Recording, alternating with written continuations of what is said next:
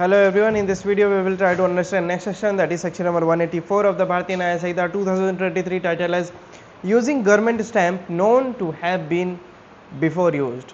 कोई भी government stamp अगर कोई व्यक्ति फिर से यूज़ करना चाहेगा, ठीक है, एक गवर्नमेंट स्टैंप जो उसने दूसरे डॉक्यूमेंट से निकाल लिया था, अब इसको वो दूसरे डॉक्यूमेंट पे यूज़ करना चाह रहा है।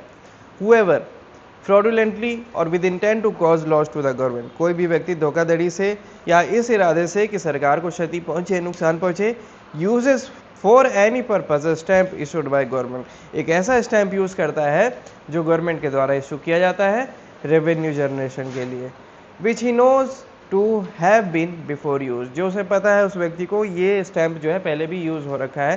तो ऐसी परिस्थिति में उस व्यक्ति को क्या पनिशमेंट मिलेगी? That person shall be punish with imprisonment of either description for a term which में एक्सटेंड टू 2 years और विद फाइन और विद बोथ। तो तीन टाइप की पनिशमेंट यहाँ देखने को मिल रही है। सबसे पहला इम्प्रिजनमेंट कितना?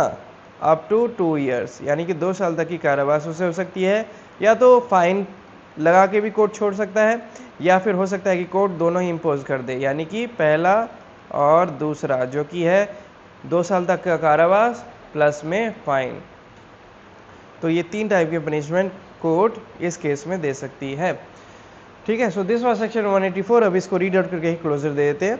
Section 184, using government stamp known to have been before used, whoever fraudulently or with intent to cause loss to the government uses for any purpose a stamp issued by government for the purpose of revenue which he knows to have been before used shall be punished with imprisonment of either discretion for a term which may extend to 2 years or with fine or with both.